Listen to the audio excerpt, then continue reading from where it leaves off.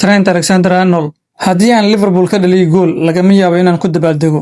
Daaficii hore ee Liverpool Trent Alexander-Arnold oo hadda u ciyaara Real Madrid ayaa ka hadlay kulanka weyn ee Champions League ay kooxdiisu la ciyaarayso Liverpool.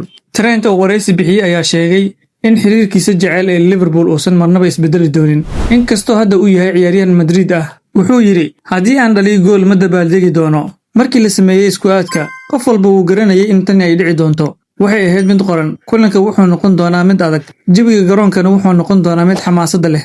Inkasta oo Liverpool aysan helin natiijooyin wanaagsan maalmihii u dambeeyay, Trent weli wuxuu aaminsan yahay in kooxdiisii hore ay tahay mid awood leh. Liverpool weli waa koox aad u sareysa. Halkan qofna ma rumaysna inuu noqon doono kulan sahlan. Markii laga hadlayay sida taageerayaasha Anfield ay u soo dhaweyn doonaan, Trent wuxuu ku jawaabay, si walba hay ugu soo dhaweeyaan. Go'aanka waa kan taageerayaasha. Anigu weligii Liverpool waan jeclaan doonaa.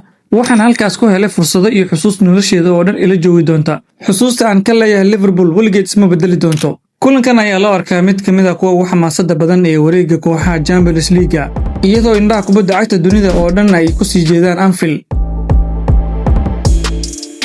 Fiid wanaagsan saaxiibayaal, meel baad naga daawanaysaan. Waa barnaamijkeennii bandhiga ciyaaraha oo aan caawa ku soo qaatay wararkii ugu dambeeyay ee kubadda cagta. Haddii aad ilaa dhamaadka muuqaalka nala soo gaartahay, ilaa inaad muuqaalka like saarto, sidoo kalena sii share gareyso. Haddii aad nagu cusubtahay nagu soo biir oo ka mid noqo asxaabta nagu xiran. Mahadsanid.